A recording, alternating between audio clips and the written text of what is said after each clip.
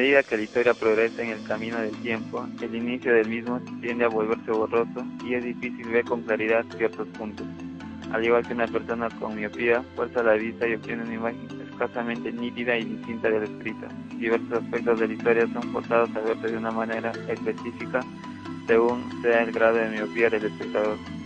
Por ello, en el presente trabajo cumpliremos el rol de oftalmólogo, dedicado para calibrar una apropiada visión de estos puntos históricos que por ser borrosos han sido contemplados con una peligrosa miopía según el sentir del observador. Primero nos transportaremos a la época de Túpac Amaru II. No es posible comprender el actuar de cualquier persona si antes no se contextualiza el ambiente en el cual se desarrollaron dichas actividades. La rebelión de Amaru surge en el contexto del incremento de alcabala de 4 a 6% y ampliación del tributo indígena a las castas, así como el surgimiento de nuevos impuestos. El actuar del señor Condorcanqui no fue altruistamente en pos de la liberación indígena, sino que estuvo íntimamente relacionado a las reformas borbónicas y al descontento de las clases sociales altas del Perú colonial.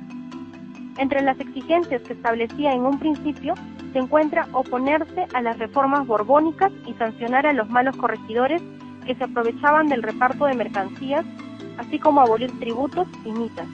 Esto último desarticularía el sistema colonial. Sin embargo, la rebelión fue desencadenada por las reformas borbónicas, es decir, no fue una rebelión tan popular, ya que participaron indios del Alto Perú y criollos. Pudo articular el Bajo y Alto Perú. El desencadenante del mito surge a partir del terrible hecho que constituye la fractura entre los diversos estratos sociales del Perú y que repercute hasta la actualidad. Al masificarse la rebelión, la mayoría de participantes correspondía a los indios del Bajo Perú, los cuales comenzaron a contemplar la rebelión como un movimiento purista de solo indios. La proyección de los anhelos y deseos de este estrato social se tradujo en la idealización de la rebelión con la peligrosa consecuencia de purgar a sus componentes. Masacraron incluso a sus aliados sin hacer distinción alguna entre los criollos y españoles que les brindaban su apoyo.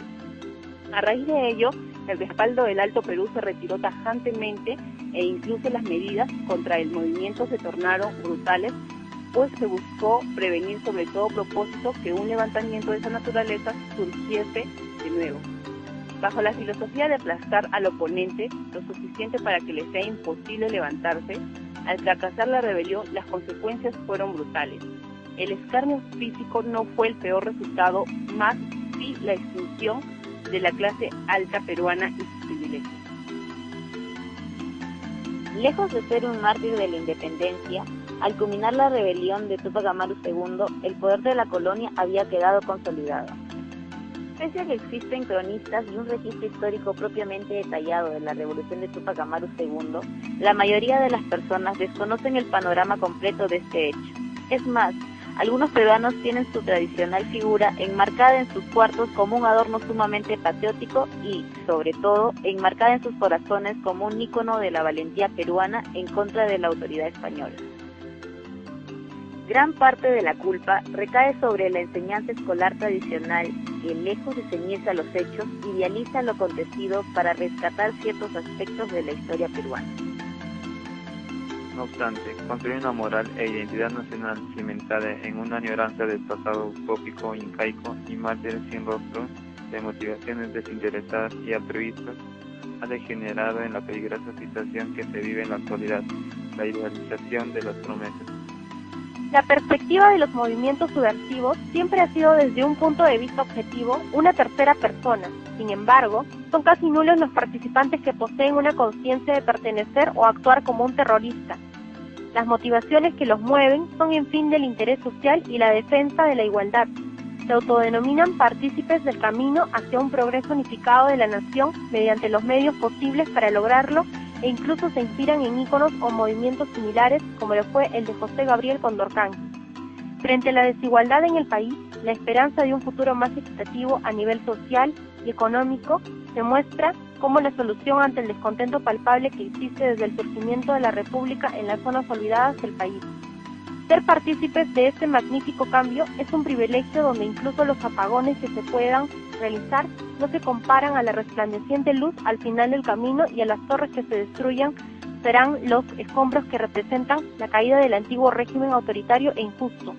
Esta esperanza ciega en hacer el bien y estar del lado de la justicia constituye el factor de crecimiento de los grupos subversivos, donde la idealización de la causa cimentó las razones racionales de innumerables masacres y atentados, todo para lograr un mejor Perú. Nos encontramos en la antigua residencia del ex embajador de Japón, ubicada detrás de estos muros, donde el FRPA realizó el atentado el 17 de diciembre de 1996. Claro ejemplo de dicho suceso. No menos peligroso que seguir ciegamente a la abeja reina de un grupo subversivo se encuentra la elección política. Nuestra democracia es guiada por una mano invisible que, lejos de asemejarse a su pariente económica, no trae como resultado el correcto funcionamiento del sistema. Similar a las mitocondrias que se transmiten de generación en generación abasteciendo de energía al cuerpo, al parecer reside en el cuerpo del peruano tradicional un factor no determinado que hace que sus ojos brillen y su corazón se ensanche con latidos de emoción ante las buenas nuevas de salvación que el nuevo Mesías trae para los siguientes 5 años, donde rescatará de esta tierra llena de sufrimiento e injusticia al poblador peruano, mejorando indudablemente su situación. El grado de confianza que deposita cada peruano en su candidato favorito es alarmante, pero resulta de mayor preocupación el grado con el que esta confianza es manipulada. Veamos un ejemplo sencillo. La presidencia del Perú en el año de 1990 presentaba un firme y realista candidato, Mario Vargas Llosa, quien despreocupadamente disputaba la presidencia ante candidatos menores. Entre sus rivales, a la distancia se perfilaba la figura curiosa de un peruano de linaje oriental con escasas posibilidades de ganar y sin mayor peso en la contienda política. Sin embargo, de manera súbita, el vagamente 10% de voto preferencial que sostenía este peculiar candidato se disparó hasta rivalizar con el popular Vargas Llosa, forzando una segunda vuelta donde resultó electo nuestro ya conocido presidente Fujimori. Este milagro no se debe a la intervención de los dioses del país de sol naciente, mas sí podría decirse que el dios de la manipulación le sonrió ampliamente a nuestro expresidente. La respuesta es bastante fácil de entender. Mientras Vargas Llosa presentaba una propuesta realista y concreta en la situación actual, Fujimori abogó a promesas irreales y beneficios ficticios para todos los peruanos. Es evidente que si a un niño le prometen un caramelo sin hacer nada, el niño estará más que contento de esperar el caramelo pacientemente.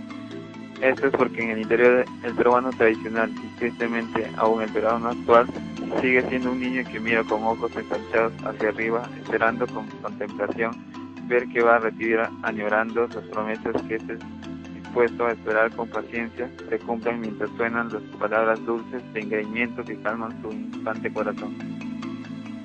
La idealización de las promesas ya es un mal arraigado de la sociedad y los resultados son palpables en nuestro panorama político actual. Por ello, hoy debemos decidir si queremos ser aún los niños que ante la fea realidad se tapan los ojos para no ver, los niños que prefieren voltear la cabeza en todas las direcciones posibles para no enterarse de lo que verdaderamente ocurre, o por el contrario, seremos los adultos que, cansados de ser tratados como niños, actuarán racionalmente para forjarse un verdadero futuro trabajando de la mano con un representante de los intereses del pueblo que defienda la nación. Sin embargo, los recientes hechos de la situación política actual y los frentes impugnables de sus protagonistas ponen en cuestionamiento si el tiempo para madurar como nación, si el tiempo de llegar a ser adultos ya ha sido extirpado en nuestro reloj histórico y nos veremos forzados a permanecer como niños o quizá obtengamos aún una última prórroga en nuestro límite de tiempo para crecer como nación.